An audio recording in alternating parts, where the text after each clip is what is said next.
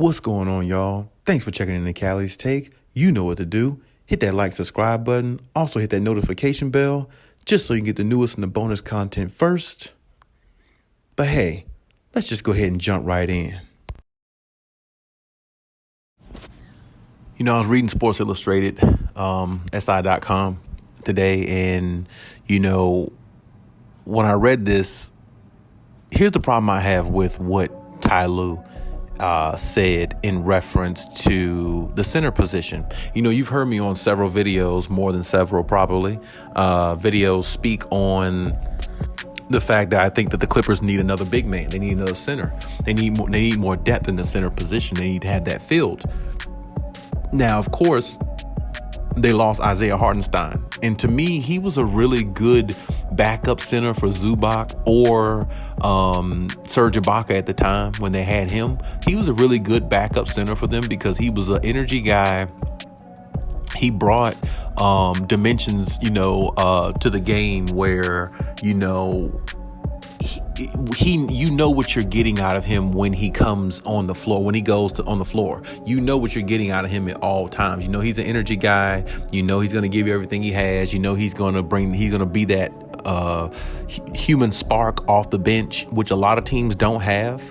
And the Clippers did. They had a really, solidified, decent, big man that really fit their style of play. And I thought losing him was huge, but at the same time, you got to say, wish him the best where he is, good riddance or whatever the case may be, but he's not there anymore. So my point is, Ty Lue speaks on it in Tuesday's practice, that he is planning on for this team to just go small ball. In small ball in large part because it works better. He thinks it'll work better having, Kawhi and PG on the floor. And then what he spoke about was he's going to take Zoo and have him, start early in the game, be a starter, but then, take him out early in games as well, let him kind of run with the second unit more. And I understand that because, the NBA is a perimeter league pretty much. Everybody wants to shoot threes now. Everybody embraces the small ball. And that's pretty much how you look at teams now, and I mean the Warriors are a prime example of that.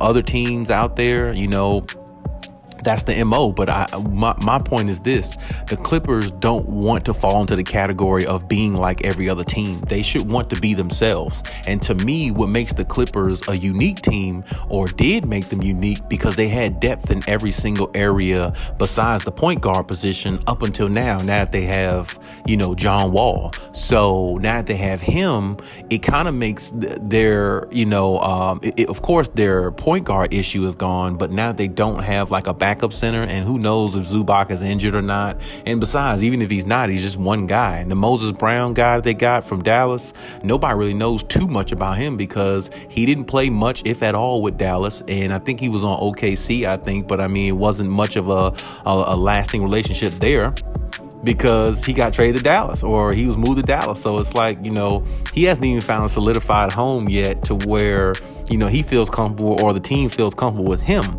Now, Ty Lue did say Moses Brown's been playing well for us and everything since since he came aboard with the team.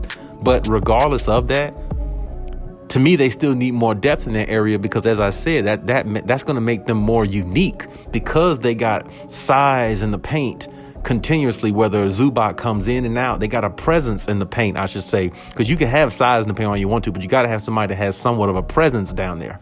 That's the only way a big man really gets his respect and gets paid and really takes his game to another level, is to have that presence in the paint, where people may not say, oh, that's a superstar player in the paint, but they could be like, okay, I know who that guy is. He's going to give you such and such. He's going to give you 10 points and 10 rebounds every night consistently, and he's going to fight you on defense. You see what I'm saying? So you got to have a presence in the paint. That's the main thing. And to me, the only one they have, of course, is Zubac. Now, where I disagree with Ty Lue is they do need that extra big man, because, first of all, you got to look at depth in a way of every team needs depth in every position possible to be filled, just in case one man goes down. And see, just that right there should tell you that they need that depth. They need that center, that big center standing in the paint, and holding down the paint for them. I mean, they really do. And because it doesn't matter who you play, other teams see your weaknesses. And when you go into a 7-game series, you want to have as less weaknesses as possible. Because if other teams see your weakness and they have something to counteract it, you might be in a series a lot longer than what you should be. Whereas the series might end in 5 games, it might end in 7 games just because the other team found your weakness, they exploited it, and there's nothing you could do about it because you didn't make the proper adjustments or you didn't acquire the right personnel to get that fielder taken care of.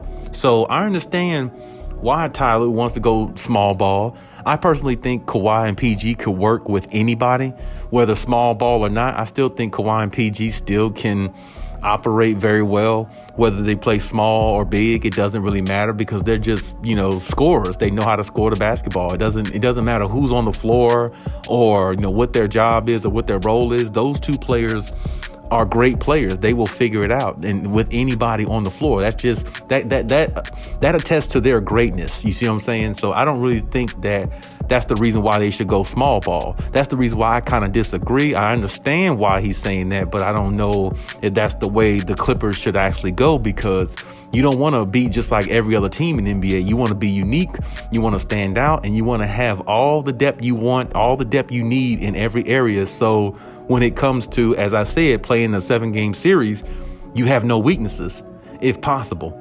That's the goal, to have as less weaknesses as possible. So with that being said, I still think they need to find a big man, even though I don't really believe they are now. I believe it's a far-fetched thought because Ty Lue is basically writing off the notion of basically getting another big man.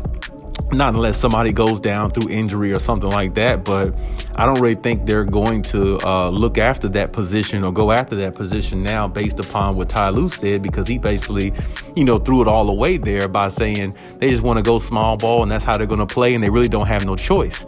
He's wrong about that. They do have a choice. They can switch their game up. They can play big and still get great production from Kawhi and PG. What he doesn't understand, you don't have to worry about those two players. He said those two players, Kawhi and PG, it's important to play small ball with them on the floor. Well, like I said, they're great players. It doesn't really matter. They will figure it out with whoever is on the floor. It doesn't matter. As long as they're healthy on the floor is all that matters. It don't matter really too much of what type of big man they play with or who is the person. They can play with anybody. That's the reason why they're great players. And that's the reason why Kawhi is a top 75 player, because he's made do with other talent that some people didn't think was good enough to win a championship. I mean, look what he did with Toronto. I mean, a lot of them pieces on Toronto were just pieces. Pascal Siakam being the second best player on a championship team, nobody would have never thought that. Nobody picked Toronto to win the championship. Who would think Pascal Siakam would be a second best player on a championship team and actually play pretty decent? Who would think that? Nobody would. It's just the effect of Kawhi Leonard being on the floor, being on that team, representing that team, wearing that jersey, walking into that building. It gives a different feel because of the type of player that he is and what comes with a player like him. And it makes other players around him want to push themselves more because they see how hard he works and how he does it so diligently and quietly, but the results are so great in winning championships.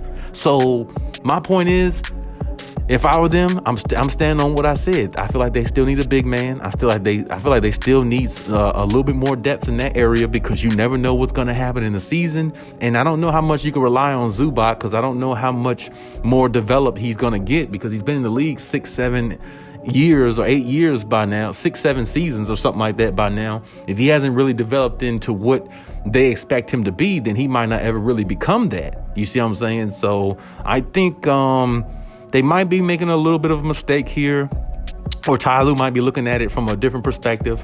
But either way, I respect his thoughts on it. That's the way he sees it. He's the coach. He's going to run it. And that's the way it's going to go. Hopefully that doesn't come back to bite them or anything like that, because as I said before, when you have a mismatch like that in a 7-game series, it always gets exploited. I don't care what team it is. Every team can get exploited in any type of way. But the only problem is when one team find your weakness, You just better hope they don't find your weakness and they exploit it to where they send you home, because that would only be a failure. That would be a complete fiasco of every kind, and that would be almost like reliving the bubble all over again. So I just hope Ty Lue's right in his analysis of what he's saying and how they need to go about doing it. We're going to trust the fact that what he's saying is, diligent enough for this team, and we'll see what the outcome is. But hey, that's my take on everything. Leave any comments in the comment section. Check my other videos if you haven't. And hey, Khaliis out.